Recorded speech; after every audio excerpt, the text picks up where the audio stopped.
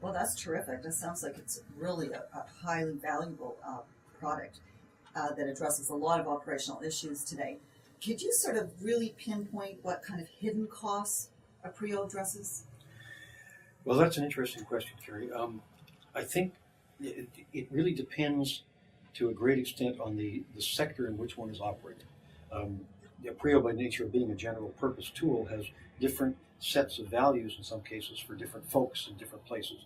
For instance, in a small nonprofit, one of the key costs in small nonprofits is just maintaining a kind of a history of the cultural operations. When a new board comes in a small nonprofit, very often they're given a manila binder with last year's 5 pages or 10 pages of foolscap notes, and they have no idea of how the actual history of the organization has worked, which means huge inefficiencies. So we can address that specific one.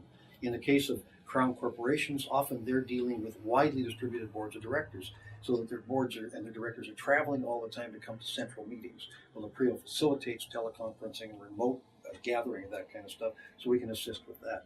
Public companies, of course, it's very, very, very important to start reducing the costs of the operations of a public company. It's a minimum of $250,000 to $300,000 a year for the smallest public company just to maintain documentation, reporting, and disclosure. That's not a hidden cost, but it's often a surprising cost, especially to people who are early in the public company game.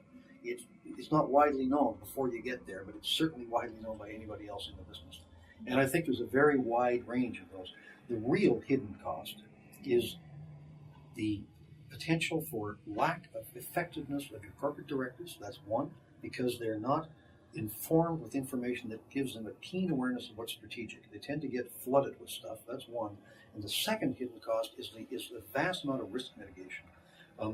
You can imagine losing some of that key corporate documentation. If internal systems aren't properly backed up, if directors inadvertently leave a briefing book in a taxi cab, consent resolutions being faxed to hotels in strange places. There are all sorts of ways that information can go astray. And so that, for most organizations, is not an actual cost, but when it does occur, it's a huge cost. So mitigating that risk is a significant benefit.